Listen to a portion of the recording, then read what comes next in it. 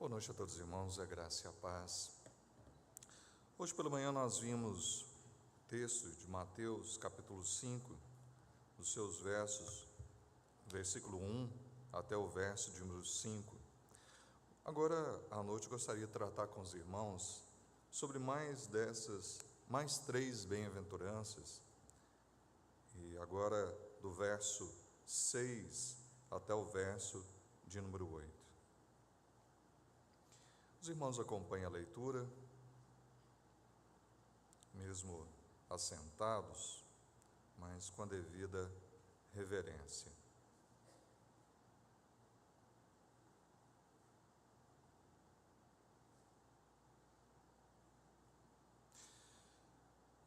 Bem-aventurados os que têm fome e sede de justiça, porque serão fartos. Bem-aventurados os misericordiosos, porque alcançarão misericórdia. Bem-aventurados os limpos de coração, porque verão a Deus. Senhor, mais uma vez, nós rogamos ao Senhor que aquiete os nossos corações, para que os quebrante, para que esteja nos colocando, nos capacitando a assimilar a Tua palavra. E não só isso, nos dê força para praticá-la, para vivê-la, em singeleza, mas em retidão, em fidelidade, de forma prudente. Nos ajuda, Senhor, a cada dia, em cada momento do nosso viver, praticar aquilo que o Senhor tem nos ensinado. Agora, Senhor, mais uma vez, eu peço ao Senhor que, apesar de mim mesmo, apesar das limitações, ó Pai, do Teu servo, que o Senhor mais uma vez fale, alimente o Teu povo, com a Tua palavra sólida, viva, maravilhosa, deleitosa. Assim nós o pedimos, em nome de Jesus Cristo. Amém. Existe uma banda secular chamada Titãs, uma banda de rock chamada Titãs. E essa banda tem uma música curiosa, chamada Comida. E ela expressa algo comum do mundo. Ele fala que quer viver, não apenas sobreviver. A canção diz que o ser humano precisa de prazer, cultura, arte e liberdade para ser inteiro, e não viver pela metade.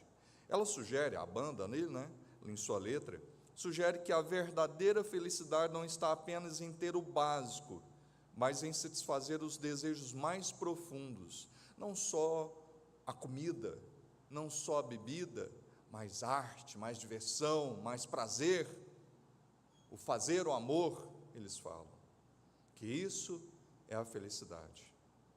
Isso nos lembra até na época do Woodstock, ali, com certeza, onde havia a suposta paz, amor, liberdade, mas que era tudo uma mentira. Essa letra revela o quanto o coração humano busca alegrias no lugar errado. É um retrato sincero de um mundo que procura a plenitude, a satisfação sem Deus, longe de Deus. Uma canção que fala sobre fome por algo mais, mas mostra o quão vazia é a visão de felicidade do mundo. Uma visão míope, limitada, pois apenas busca felicidade e alegrias para o aqui e para o agora. Sem Cristo, o ser humano pode até ter comida, prazer, diversão, mas continuará com a sua alma faminta. Jesus, em seu Sermão do Monte, mostra onde está a verdadeira alegria, a verdadeira bem-aventurança, a verdadeira alegria profunda, maravilhosa, cheia de graça, que só pode ser encontrada em Deus. Que mesmo que não tenhamos posses, mesmo que as circunstâncias não nos sejam favoráveis, essa alegria é certa. Mesmo quando perseguidos, injustiçados, aflitos, nós esperamos, pois a nossa esperança não está no aqui, no agora, não está em pessoas, em coisas, mas a nossa alegria está no Senhor, E a alegria que nós almejamos é na eternidade. Essa é a felicidade que o mundo não conhece. Essa é a felicidade que o mundo tem desprezado. E essa é a felicidade, a verdadeira felicidade, que aos do Senhor, aos seus amados, Ele chama a viver. Essa alegria, como nós já vimos, que não é alguma coisa que nós possamos escolher aqui, falar assim, não, eu vou escolher esta bem-aventurança. As bem-aventuranças aqui, como nós vimos pela manhã, expressam o caráter do cristão, o que o cristão é. Assim como nós podemos lembrar do fruto do Espírito Santo, que fala de um caráter. Sim, quem é nascido de novo, quem tem uma nova vida, é visto isso no caráter, na vida, na integridade. Uma integridade, uma vida, um caráter, não que a pessoa faça força para ser daquele jeito, mas que o Espírito Santo do Senhor nos transforma para tal. E provavelmente, você que às vezes tinha uma vida pregressa em outro tempo, quando você dá de cara ali com algumas pessoas, de outro momento da sua vida, elas olham e falam assim, não te reconheci, você está totalmente diferente, nunca imaginava que era você, nunca imaginaria que era você, porque realmente, não somos nós, não somos naquela vida, porque aquela vida morreu, sim, o velho homem está sepultado, e temos uma nova vida, um novo caráter, somos um povo no Senhor. As montanhas, elas sempre tiveram um papel marcante na história do povo de Deus. Monte Sinai, com Moisés recebendo a lei, o Monte Sião, Deus ali firmou o seu povo. No Calvário, Cristo entregou sua vida. No Monte das Oliveiras, ele subiu aos céus. Mas no Monte das Bem-aventuranças, Jesus ensina a perfeita vontade de Deus, superior, muito superior a Moisés, extremamente superior, porque até Moisés havia falado em Deuteronômio 18, versículo 15, que viria alguém depois dele, que deveriam ouvir, atentar-se para o que esse diria, e Jesus sim, vem com perfeição, com realmente autoridade, falar sobre a palavra. Ele não veio revogar a lei, ele veio fazer com que a lei se cumprisse. As pessoas viviam a lei do seu jeito, e hoje em dia tem muitos que querem viver um cristianismo do seu jeito, mas não, aqui a palavra nos diz, é desse jeito. Ou você tem esse caráter, ou você tem essa conduta, ou você é assim, ou você está enganado sobre quem você é e de qual reino você pertence. O Sermão do Monte, então, é o primeiro de 5 grandes discursos de Jesus em Mateus. E enquanto no Antigo Testamento termina ali em Malaquias 4:6 com uma maldição, aqui nós temos a esperança restaurada como uma bênção que o Senhor ele estabelece, é anunciado para o seu povo. Como já mencionei, bem-aventurados não é só feliz, não é uma tradição feliz, não, é mais que felizes, divinamente felizes. Ser bem-aventurado é ser aprovado por Deus e experimentar uma paz, uma alegria verdadeira, profunda, que ninguém pode roubar, que ninguém pode tomar.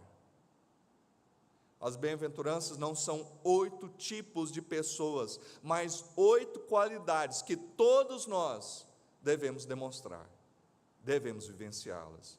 É claro que algumas dessas virtudes, desse caráter, talvez não esteja devidamente aperfeiçoado, porque nós não somos pecadores, e a cada dia o Senhor está nos santificando, a cada dia Ele está trabalhando em nós, para que esse caráter aqui, para que esse caráter que deve ser encontrado em todos nós, esteja cada dia mais parecido com o de Cristo, que é o nosso perfeito Senhor. Quem pertence ao reino de Deus, deve manifestar essas marcas, pois o sermão não é um conjunto de regras externas, mas a definição da vida transformada por Deus. Nos versículos 6 a 8, Jesus nos mostra 3 marcas do verdadeiro discípulo. Quer ser um discípulo? Você é um discípulo? Você é um cristão? Você é um servo de Deus? Você é um súdito do reino? Essas 3 marcas também, além das 3 que nós vimos pela manhã, a questão de bem-aventurados os humildes de espírito, bem-aventurados os que choram, bem-aventurados os mansos. Agora nós temos mais 3 marcas: aqueles que têm fome e sede de justiça, aquele que é misericordioso, aquele que é puro de coração. Essas 3 virtudes revelam um coração que encontrou satisfação em Cristo e reflete o caráter do próprio Senhor. Satisfação, alegria, não nesse mundo, não nas coisas, mas no Senhor. E provavelmente os mais velhos aí já lembraram, é automático, né? Satisfação é não ter medo. Já lembra automático, porque a nossa satisfação, diz esse cântico antigo, está em Cristo, está em Cristo. Mas vamos lá, felizes os que têm fome e sede de justiça. E essa ilustração, essa bem-aventurança, para nós que temos água encanada, para nós que temos fast food, aí é só ligar, é só pegar o aplicativo, temos quase que um supermercado em cada esquina, parece tão distante. Ter fome, sim, fome e sede no deserto era uma coisa que poderia acontecer. Uma pessoa que atravessava ali e por vários dias um deserto escaldante, o ter o alimento, ter o suficiente ali, sua água, para não morrer, era extremamente necessário. E aqui o Senhor nos fala para desejar ardentemente, profundamente, mais do que o alimento, mais do que a bebida, nós devemos ter uma fome e sede espirituais. E isso é a marca do povo de Deus. Enquanto o mundo busca satisfação, não em Cristo, mas satisfação em coisas materiais, os cristãos buscam a satisfação, buscando a justiça de Deus, vivendo de forma justa diante de Deus e diante dos homens. Ter fome e sede de justiça é desejar ardentemente ser mais parecido com Cristo. Senhor, eu não quero ser mais do jeito que eu sou. Eu não quero ser mais do jeito que eu era ontem, eu não quero ser mais do jeito que eu sou hoje, eu quero ser diferente. Se o Senhor me der a oportunidade amanhã, me deixa mais parecido com Cristo amanhã. Cada dia, esse desejo de ter, esse constante desejo de melhorar, de ser transformado, de ser aperfeiçoado, do Senhor a cada dia tirar de nós os pecados que tenazmente nos assediam. Sim. Ter fome e sede de justiça é desejar, sim, a Cristo. Assim como o corpo não sobrevive sem alimento, a alma do crente não vive sem um sustento espiritual. O cristão não pode viver sem Deus. Nem só de pão viverá o homem, mas de toda palavra que procede da boca do Senhor. Deuteronômio 8:3. O Senhor testou, o Senhor permitiu que aquele povo passasse dificuldades no deserto durante aqueles 40 anos. Sentiu fome, o Senhor fazia chover pão do céu. O povo falava, como era bom lá na escravidão, lá tinha carne. O Senhor falou, tá bom, vou mandar carne, vou mandar tanta carne, que vai sair carne pelos narizes de vocês. E mandou codornizes. Literalmente foi isso que o Senhor disse. Tinham sede, o Senhor fazia brotar da rocha a água. E não era pouca água, eram milhares de pessoas, além dos seus animais. Era muita água, era muito pão. Mas o Senhor supria cada um deles. Mas Ele queria que eles entendessem que não era só o alimento que eles deveriam desejar dia após dia, mas desejar a Deus, uma vida com o Senhor.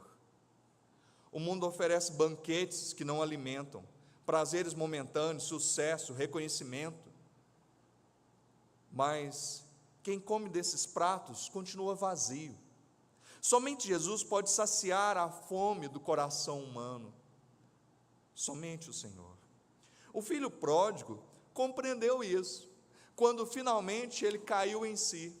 Ele pensou até em suprir sua carência de fome ali com as alfarrobas dos porcos, uma vagem doce que, quando em extrema pobreza ou em momentos de fome extrema em alguns países, as pessoas se valem dessas alfarrobas, dessas vagens para se alimentar, mas aquilo é alimento de porco.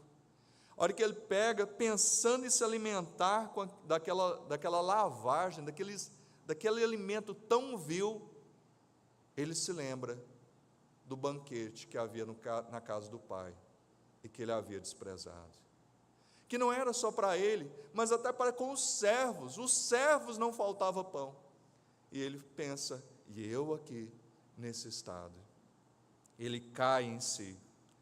Ele sabia que na casa do seu pai havia fartura e verdadeira alegria. Deus às vezes nos deixa ir parar no chiqueiro, tratar de porcos, nos deixa passar por situações vexatórias, para que compreendamos que somente na casa do Pai há verdadeiro alimento para as nossas almas. Portanto, a verdadeira bem-aventurança é esta, é estar faminto por Deus e por sua justiça, e não acomodar-nos espiritualmente. Quem tem essa fome será plenamente satisfeito, não com coisas desse mundo, mas com a presença do próprio Cristo. Devemos ter cuidado com o que nos alimentamos também. Nos nossos dias, nós às vezes nos deixamos levar por alimentos tão deliciosos, mas que não são nutritivos, assim. Às vezes a gente pega, come um chocolate, sorvete, como é gostoso. O nosso paladar, uma Coca-Cola, A Coca-Cola é um negócio esquisito, aquilo ali é esquisito. Ela tem um elemento que ela abre as papilas gustativas, depois ela vem e limpa a papila gustativa, e depois ela insere o corante amarelo, o caramelo lá, que não é o cachorro, no nosso paladar, e aquilo parece que é melhor do que a água, mas a água, a gente sabe que é melhor que a Coca-Cola. Ninguém pode viver de Coca-Cola para sempre, você vai morrer. Ninguém pode viver de sorvete, ninguém pode viver só de chocolate, assim como nós não podemos viver essa vida com um alimento tão superficial. Nós não podemos viver uma vida tão superficial com Deus, vivendo só de leite, pois viveremos uma vida anêmica, fraca. O Senhor nos chama para nos alimentar profundamente da sua palavra, para ter um relacionamento realmente sério com Ele. Nós não podemos ser crentes Nutella, crentes danoninho, não. Essas pessoas que só desejam o que é agradável, palavras palatáveis, agradáveis aos seus ouvidos, mas que não querem ser confrontadas, serem chamados ao arrependimento, serem chamados ao compromisso, serem chamados a ter uma vida na presença do Senhor. A maturidade espiritual nos leva a desejar então esse alimento sólido. Deus não promete nos dar alimento para o ano inteiro. Nos é dado o pão de cada dia. Também na época dos israelitas, o Senhor mandava hoje. E como já disse de outras vezes, uma frase do reverendo um pastor da minha meninice, e ele falava que não podemos viver só de bolo de domingo, mas do pão de cada dia. Bolo de domingo não alimenta a nossa vida. Precisamos do pão de cada dia, do alimento constante com Deus. E esse desejo constante aos pés do Senhor deve haver em nossas vidas. Martinho Lutero diz que a ordem para você não é rastejar para um canto ou para o deserto, mas sair correndo e oferecer suas mãos e seus pés em empenho, tudo que você pode fazer. Se você não puder tornar o mundo completamente piedoso, então faça o que puder, faça o melhor. E conta-se certa história de uma criança que estava na praia, ali pegando estrelas do mar e jogando, atirando ao mar, para que elas não morressem, para que elas não secassem ali à luz do sol. Chegou um homem e aquelas milhares de estrelas do mar ali na praia, e aquele homem virou, aquele adulto chegou para ela e falou assim: querido, deixa eu te falar uma coisa, você não vai fazer diferença jogando aí a estrela do mar de volta. Aí aquela criança não deu bola naquele momento, pegou uma estrela do mar, jogou de volta e falou: para essa eu fiz diferença. Talvez nós não possamos mudar o mundo inteiro, talvez nós não possamos fazer a diferença na vida de todos, mas nós podemos fazer diferença na vida daqueles que Deus nos colocou para cuidar e zelar. Estamos cheios, temos essa satisfação. Se não estamos desfrutando dessas bênçãos, é porque não estamos verdadeiramente famintos e sedentos de justiça. Jesus é o pão da vida e a fonte de água viva. Ele é quem supre a nossa fome de perdão e a nossa sede de justiça. Fomos saciados por sua graça na cruz e agora somos chamados a buscar nele o alimento diário para as nossas almas. Ele, somente o nosso Senhor, e constantemente nele nós devemos buscar, dia após dia. Também o Senhor continua: felizes os misericordiosos.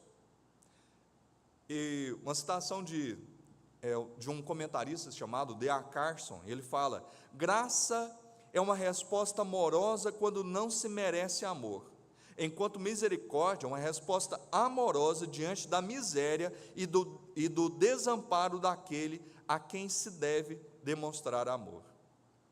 Então, graça você não merece, mas recebe.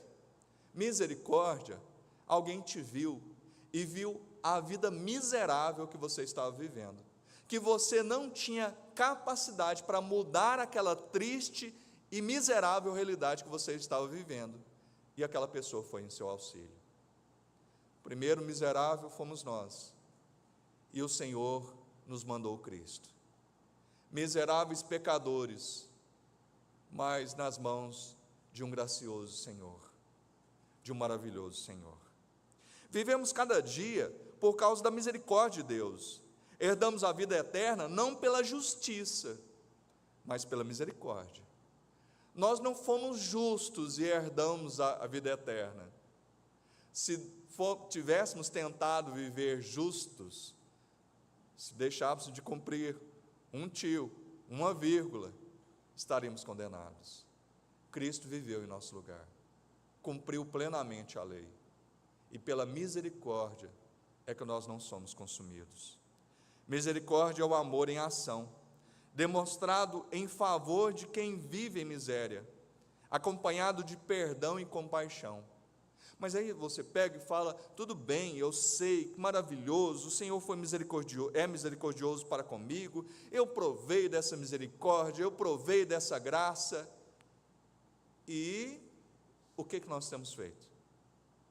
Porque uma vez que nós provamos dessa graça, nós provamos dessa misericórdia, nós temos demonstrado e proclamado. Às vezes os cristãos esquecem que foram alvos da graça e tornam-se até críticos e intolerantes, mas quem se lembra de sua própria miséria jamais nega a misericórdia. Quem lembra da vida miserável que tinha, não fica de braços cruzados para o serviço, para colocar as mãos no arado agora.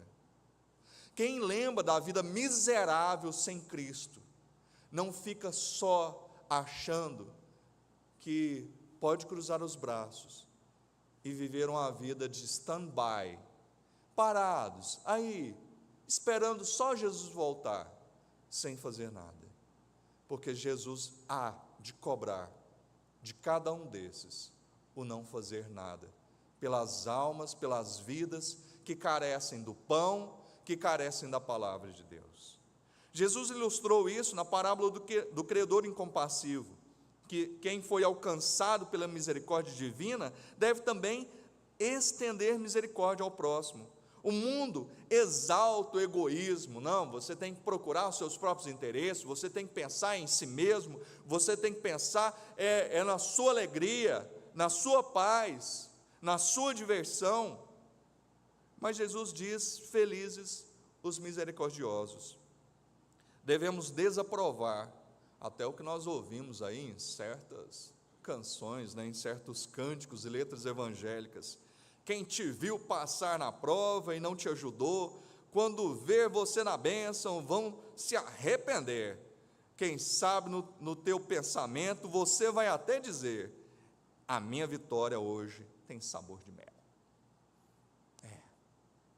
Isso parece uma letra misericordiosa, graciosa? Não. Mas aqueles que foram meus perseguidores, eu não tenho que ser bondoso para com eles. Tem. Mandamento de Deus. Orar até por aqueles que nos perseguem. Paulo não perseguiu os cristãos? Pois é. Deus tem todo o poder até para converter, como foi, converteu o coração de Paulo. E foi um instrumento maravilhoso nas mãos do Senhor. E nós não podemos de forma alguma desprezar a ninguém.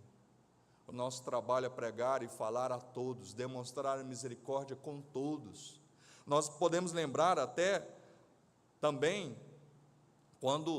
da parábola do bom samaritano, quando aqueles que conheciam, que faziam parte do culto, da adoração, que estavam ali sempre no serviço, ali no templo, eles desprezam um homem que necessitava, que carecia de ajuda, alguém que havia sido espoliado seus bens, que havia sido assaltado, que estava quase morto, mas aqueles homens provavelmente pensaram: nós não podemos tocar nele, vai que ele está morto, vai que ele já morreu, ou vai que ele morre em nossas mãos, aí eu vou me tornar cerimonialmente impuro, vai me atrapalhar.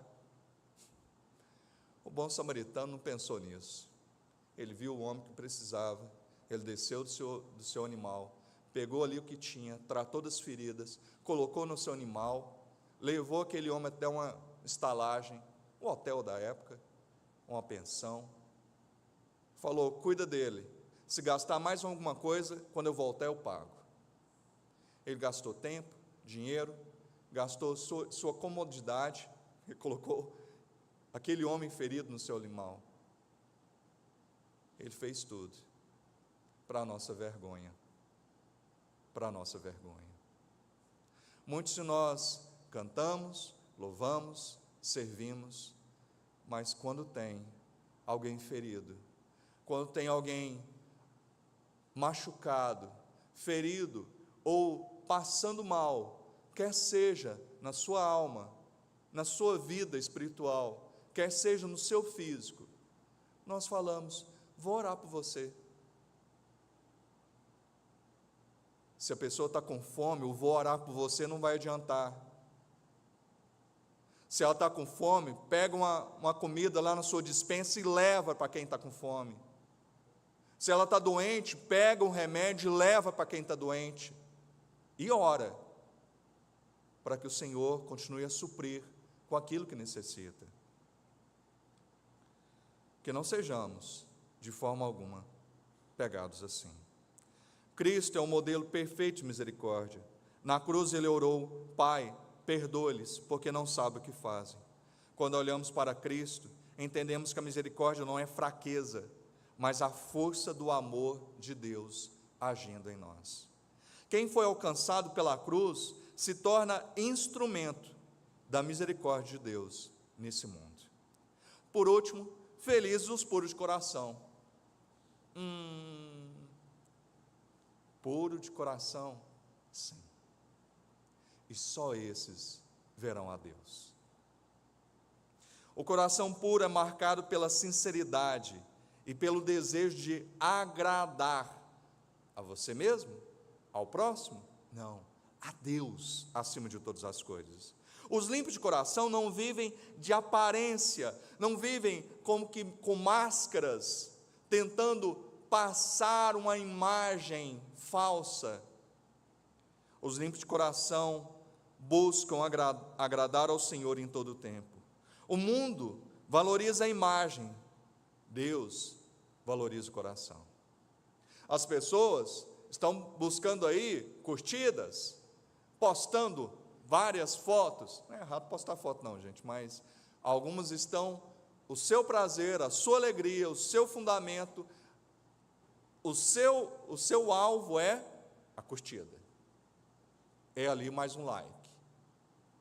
E elas vivem em função disso, da imagem, do exterior, das pessoas aplaudirem o que elas têm, e não o que elas são. O Senhor fala, eu olho o que cada um é, de fato. Os fariseus se preocupavam com o exterior, mas Jesus os repreendeu. Ai de vocês, escribas e fariseus, hipócritas.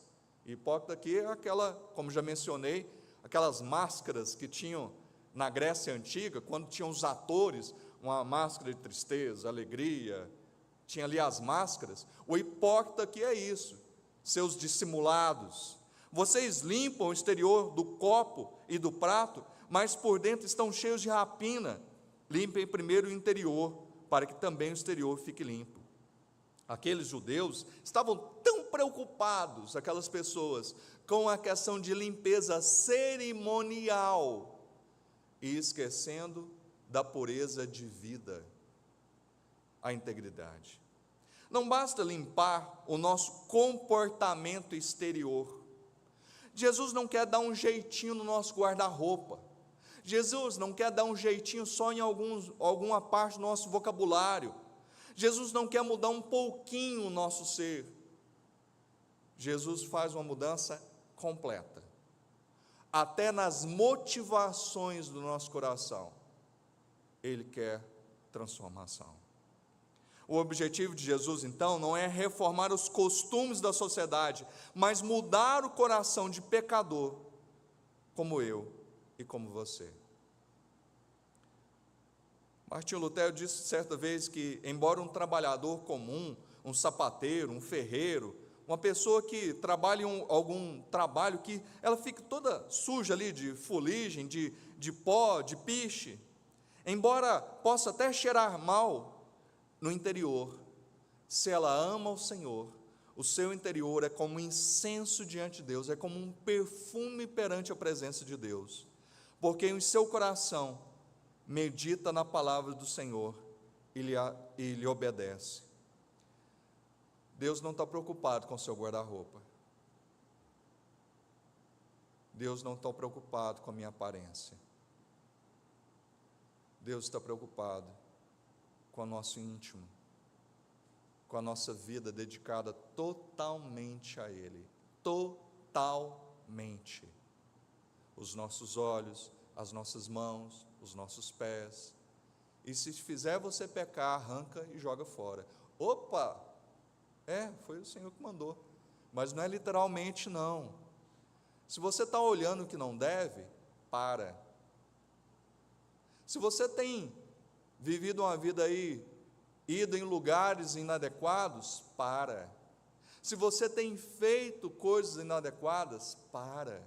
Se você tem falado que não é adequado, para. Clame o perdão do Senhor. A pureza de coração é a obra do Espírito Santo. Somos purificados não pelo nosso esforço humano, mas pelo fogo refinador de Cristo, ou por sua poda. Ele é o Messias que purifica o seu povo como o ourives refina o ouro, como mencionado em Malaquias 3:2. Também Ele é aquele que poda os ramos, Ele que é a videira verdadeira, que vem e corta ali os ramos que necessitam ser cortados, aquilo que não dá fruto, aquilo que não tem vida. Ele fala que sim. Aqueles que são verdadeiramente puros, são justificados pela obra de Cristo e santificados pelo fogo e pela poda divina, esses realmente verão ao Senhor. Jesus é o Cordeiro sem mácula, que morreu para nos dar um novo coração. Em Cristo somos declarados justos e chamados a viver em santidade. Nós estamos numa vida de santificação. Nós não podemos nos deixar levar pelas artimanhas do mundo. Não. Devemos nos dispor de tudo isso, lançando fora tudo aquilo que tenazmente nos assedia. Corramos a carreira que nos foi proposta. A promessa gloriosa: verão a Deus. Um dia, purificados pela graça, contemplaremos o Senhor face a face. Foi isso que Paulo almejava, quando ele fala, lá em 1 Coríntios, agora vejo como em um espelho, obscuramente. Sim, porque os espelhos antigamente eram um bronze polido, mas ele fala então, mas Senhor, um dia, ó Cristo, eu verei o Senhor face a face. Concluindo, as bem-aventuranças nos mostram o caminho da verdadeira felicidade, do crente, do cristão, daquele que é membro, súdito do reino. O mundo diz, feliz é o que tem muito. Jesus diz, feliz é o que tem fome de justiça. O mundo diz, feliz é quem vence os outros. Jesus diz, feliz é quem é misericordioso. O mundo diz, feliz é quem brilha por fora. Está chamando atenção aí. Jesus diz, feliz é quem é puro por dentro. Ser bem-aventurado é ter o coração satisfeito em Cristo. Ele é a nossa justiça, a nossa misericórdia e a nossa pureza. Quem o tem, tem tudo. Quem o busca, será plenamente satisfeito. E aí sim, satisfação em Cristo.